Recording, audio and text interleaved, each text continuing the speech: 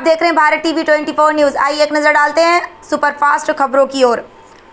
योगी आदित्यनाथ ने जनपद गोरखपुर में आवासीय परियोजना के अंतर्गत ईडब्ल्यूएस एलआईजी फ्लैट्स के आवंटियों को चाबी वितरित की। साथ ही 118 करोड़ लागत की विभिन्न लोक कल्याणकारी परियोजनाओं का लोकार्पण शिलान्यास भी किया। मुख्यमंत्री जी ने कहा कि किसी भी नौजवान परिवार का एक सपना होता है कि उसका अपना एक घर हो। आज प्रधानमंत्री श्री नरेंद्र मोदी जी के यशस्वी मार्गदर्शन में लोगों का ये सपना साकार हो रहा है। हमारी यूपी गवर्नमेंट ने प्रदेश में अब तक 60 लाख गरीबों को एक आवास निःशुल्क उपलब्ध करवाया। आगरा में यूपी ट्रेड शो 2025 स्वदेशी मेला जनपद आगरा का कैबिनेट मंत्री श्रीमती बेबी रानी मौर्य जी ने जनपद के माननीय जनप्रतिनिधिगण की गरिमाई उपस्थिति में फीता काट कर जीआईसी मैदान में किया शुभारंभ। दीपावली के शुभ अवसर पर स्वदेशी उत्पाद अपनाए, जीएसटी की दरों में कमी का लाभ उठाएं, माननीय मंत्री श्रीमती बेबी रानी मौर्य। सुनार दंपति के साथ हुई लूट को लेकर पीड़ित से मिले राज्यसभा सांसद। फतेहाबाद थाना डौकी के कबीस क्षेत्र में सुनार दंपति के साथ हुई लूट की जानकारी पर सपा सांसद रामजी लाल सुमन ने पीड़ित के घर पहुंचकर थाड़स बंधाया। खुलासे की मांग। सुनार संजय पुत्र भगवान सिंह निवासी हौद बरौली डौकी बुधवार की रात कबीस चौकी से अपनी सोने की दुकान बंद करके अपनी पत्नी श्रीमती के साथ एक्टिवा घर जा रहे थे। सांसद पप्पू यादव गनियारी गांव में गंगा कटाव से पीड़ित परिवारों का जायजा लिया। सांसद पप्पू यादव गंगा कटाव से पीड़ित 80 परिवारों को लगभग 5 लाख रुपए की आर्थिक मदद की। सांसद पप्पू यादव ने कहा कि मेरे लिए राजनीति नहीं, जनता की पीड़ा ही प्राथमिकता है। वैशाली जिले के सहजोई थाना का गनियारी गांव गंगा किनारे बसाए गंगा के कटाव से इस इलाके के सैकड़ों घर गंगा में विलीन हो चुके हैं। लोग बेघर हैं, परिवार पूरी तरह उजड़ चुका है। 17 वर्षों के अनुभवी एवं कुशल प्रशासक राजेश कुमार त्रिपाठी कल सेंट जेवियर्स स्कूल धरारा बलिया में पदभार ग्रहण किए एवं डॉक्टर अभिनव नाथ तिवारी प्रबंधन निदेशक ने दी शुभकामनाएं। प्रधानाचार्य का पद प्रतिष्ठा के साथ साथ अहम जिम्मेदारी और संस्थान के गौरव के प्रति नव जागरण का प्रतीक। डॉक्टर अभिनव नाथ तिवारी प्रबंध निदेशक सेंट जेवियर्स शैक्षणिक संस्थान ने दी शुभकामनाएं। बलिया श्री हार्दिक बैंक्वेट एंड लॉज का भव्य शुभारंभ 3 नवंबर 2025 को होगा। बलिया के सहतवार के निकट बगाव गांव में स्थित श्री हार्दिक बैंक्वेट एंड लॉज का 3 नवंबर 2025 को भव्य शुभारंभ होने जा रहा है। इस अवसर पर प्रबंधक करुणा चतुर्वेदी ने सभी को आमंत्रित किया है। कार्यक्रम के विवरण समय, कार्यक्रम का समय, स्थान हार्दिक बैंक्वेट एंड लॉज सहतवार के निकट बगाव गाँव में। न्यू जन कल्याण सेवा समिति द्वारा रथ यात्रा स्थित एक रेस्टोरेंट में सुनीता सोनी और राजू सोनी से हो रहे पीड़ित व्यक्तियों के साथ मिलकर आज उनकी कई चीज़ों पर चर्चा, उनके द्वारा अनैतिक कार्यों का खुलासा किया गया और सभी संस्था के पदाधिकारियों ने उनके द्वारा किए गए कई मुद्दों पर खुलासा, उन पर कई तरह आरोप लगाए। किसी भी रेस्टोरेंट या किसी पार्किंग या किसी भी जगह जब भी कोई बवाल करना होता है। वाराणसी पढ़ाकर भवन व्यापारियों को परेशान करने वाले संगठित गिरोह चांदनी श्रीवास्तव पर महिला व्यापार मंडल अध्यक्ष सुनीता सोनी ने उठाई आवाज़। वाराणसी महिला व्यापार मंडल की अध्यक्ष सुनीता सोनी ने एक प्रेस कॉन्फ्रेंस के माध्यम से व्यापारियों को परेशान करने वाले संगठित गिरोह के खिलाफ गंभीर आरोप लगाए। सुनीता सोनी ने आरोप लगाया कि चांदनी श्रीवास्तव उनके सहयोगी मिलकर व्यापारियों को झूठे मुकदमों में फंसाते हैं, उनसे धन उगाही करती है। वाराणसी में पहली बार राष्ट्रीय विद्यालय तीरंदाजी प्रतियोगिता अंडर 14 बालक बालिका का आयोजन 19 से 21 नवंबर तक। वाराणसी में पहली बार राष्ट्रीय विद्यालय तीरंदाजी प्रतियोगिता अंडर 14 बालक बालिका का आयोजन 19 से 21 नवंबर तक डॉक्टर भीमराव अम्बेडकर क्रीड़ा संकुल बड़ा लालपुर में किया जा रहा है। आयोजन सचिव संयुक्त शिक्षा निदेशक वाराणसी मंडल वाराणसी दिनेश सिंह ने बताया कि इस प्रतियोगिता में पूरे भारत से 43 टीमों के 1200 खिलाड़ी हिस्सा लेंगे। 300 ऑफिशियल की देखरेख में प्रतियोगिता होगी। उत्तर रेलवे कर्मचारी यूनियन लखनऊ मंडल की वाराणसी शाखा का पुनर्गठन कार्यक्रम वाराणसी में संपन्न हुआ। कार्यक्रम की अध्यक्षता शाखा अध्यक्ष दिनेश कुमार जायसवाल ने की एवं मुख्य अतिथि भारतीय मजदूर संघ बीएमएस जिला मंत्री विकास केसरी रहे। कार्यक्रम में उत्तर रेलवे कर्मचारी यूनियन के केंद्रीय कार्यकारी अध्यक्ष रंजीत पांडे एवं लखनऊ मंडल मंत्री सुजीत कुमार पांडे की विशेष उपस्थिति रही। राज्यपाल ने वासुदेव गौशाला एवं उत्पादन विक्रेता केंद्र का किया उद्घाटन। किसानों से की ऑर्गेनिक खेती की अपील।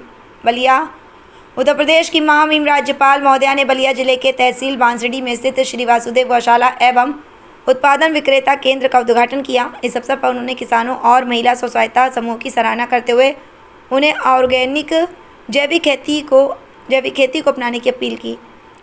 हम लोग लखनऊ में एक आवासीय सुविधा देने जा रहे हैं जिसमें दीपावली के पहले हम गरीबों को आवास उपलब्ध कराएंगे। योगी आदित्यनाथ ने आज जनपद गोरखपुर में यूपी ट्रेड शो स्वदेशी मेला के शुभारंभ कार्यक्रम में सम्मिलित हुए। मुख्यमंत्री जी ने इस अवसर पर सीएम युवा भूमि विकास अभियान और उत्तर प्रदेश वस्त्र एवं गारमेंटिंग पॉलिसी 2022 योजना के अंतर्गत उद्यमियों को धनराशि का चेक व प्रमाण पत्र भी वितरित किया। मुख्यमंत्री जी ने समस्त नागरिकों से दीपावली के अवसर पर स्वदेशी खरीदने और स्वदेशी ही गिफ्ट देने की अपील भी। जन जन की समृद्धि एवं खुशहाली हेतु प्रतिबद्ध योगी आदित्यनाथ ने आज गोरखपुर मंदिर परिसर में आयोजित जनता दर्शन कार्यक्रम में विभिन्न जनपदों से आए लोगों की समस्याएं सुनी। मुख्यमंत्री जी ने संबंधित अधिकारियों को प्राथमिकता के साथ जनता की समस्याओं के शीघ्र निराकरण के निर्देश दिए। राष्ट्रीय स्वयंसेवक संघ के 100 वर्ष पूरा होने के अवसर पर पूरे भारतवर्ष में विजयदशमी पर्व से शताब्दी वर्ष धूमधाम से मनाया जा रहा है। इसी उपलक्ष्य में बृहस्पतिवार को संघ की दृष्टि से सैदपुर जिले के देवगली खंड नंदगंज में राष्ट्रीय स्वयंसेवकों द्वारा गाजे बाजे के साथ पथ संचलन का कार्यक्रम किया गया। खाद की कालाबाजारी व अनियमितता को लेकर किसानों के साथ धरने पर बैठे भाजपाई सौंपा ज्ञापन। एसडीएम ने मुख्यमंत्री से संबंधित ज्ञापन लेने से मना करने पर आक्रोशित हुए किसान। एसडीएम ने कहा कि खाद की हो रही है कालाबाजारी। पैलानी तहसील की खाद की कालाबाजारी व अनियमितता को लेकर पूर्व नौसेना अधिकारी एवं भाजपा के वरिष्ठ नेता राकेश वाजपेयी, अरविंद सिंह चंदेल पैलानी की अगुवाई में जसपुरा काना, खेड़ा पैलानी, खपटिया कला, रामपुर, इछावर, गलौली, गाजीपुर, झंझरीपुरवा आदि दर्जनों गांव से आए। जनसुराज की चाल पर महागठबंधन की नज़र। सीमांचल की 24 सीटों पर मुकाबला दिलचस्प। सीमांचल की 24 सीटों पर मुकाबला दिलचस्प है। एआईएमआईएम के बाद जनसुराज में महागठबंधन की मुश्किलें बढ़ा दी हैं। जनसुराज में अल्पसंख्यक उम्मीदवारों को मैदान में उतारा, जिससे महागठबंधन की चिंता बढ़ गई। माई समीकरण बिगड़ने और वोटों के विभाजन से महागठबंधन को नुकसान हो सकता। गृह मंत्री ने कहा, जब राष्ट्रीय राजनीति में आया तो उसे गुजराती आती थी, लेकिन कांग्रेस ने मुझे एक केस में फंसा दिया था, जिसके कारण मुझे दिल्ली में गुजरात भवन में रहना पड़ता। उस वक्त मेरे पास काम नहीं था और ज़्यादा लोग बुलाते नहीं थे। ऐसे में हर रोज़ दैनिक जागरण के प्रथम पेज का अनुवाद गुजराती में करता ताकि मेरी हिंदी अच्छी हो सके। मेरी हिंदी अच्छी करने का श्रेय दैनिक जागरण को जाता। दीदी भाई ने रेखा को शादी से क्यों रखा था कोसों दूर। रेखा आज अपना 71वां जन्मदिन मना रही हैं। वह अपनी प्रोफेशनल लाइफ के साथ साथ निजी ज़िंदगी को लेकर भी हमेशा चर्चा में रहीं। प्यार में धोखा खाने वाली रेखा का दिल तभी बहुत ज़्यादा टूटा था जब उनकी सबसे प्यारी बहन जैसी दोस्त दीदी बाई ने उन्हें अपनी शादी से कोसों दूर रखा था। बिहार चुनाव, हरनौत में जदयू के भीतर बगावत। नीतीश कुमार के होम ग्राउंड पर सियासी भूचाल। बिहार के हरनौत में जदयू के अंदर बगावत तेज हो गई है। कार्यकर्ताओं ने हरिनारायण सिंह या उनके पुत्र को टिकट देने पर विरोध की चेतावनी दी। वे नीतीश कुमार के पुत्र निशांत कुमार या संजय कांत सिन्हा को टिकट देने की मांग कर रहे हैं।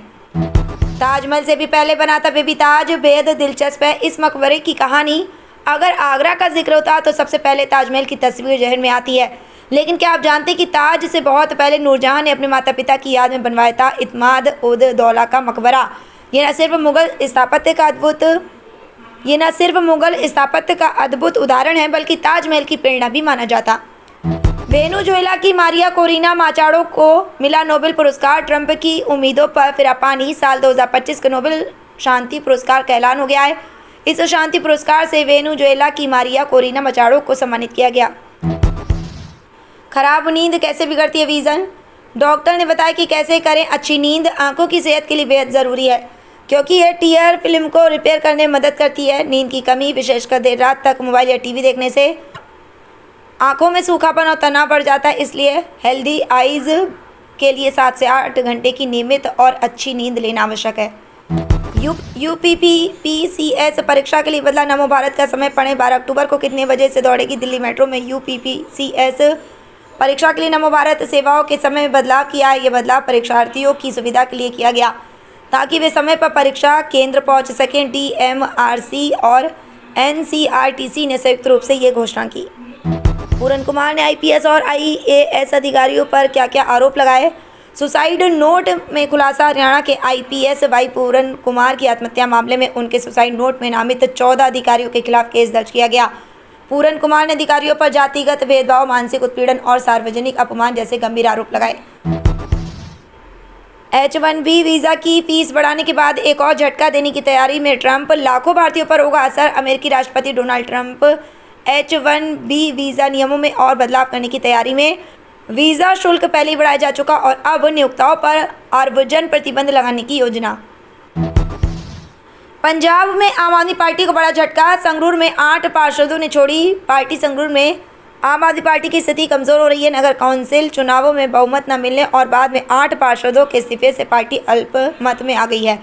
पार्टी हाईकमान की उदासीनता के चलते कौंसिल में तख्ता पलट की तैयारी, लेकिन प्रधान को हटाने के लिए 21 पार्षदों की एकजुटता जरूरी।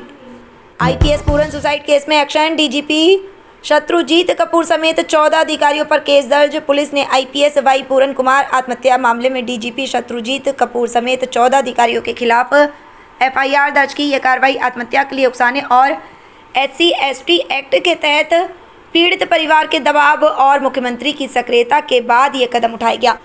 तो ये थी फटाफट अंदाज में देश और विदेश की बड़ी खबरें। इस तरह की खबरें देखने के लिए आप लगातार हमारे चैनल के साथ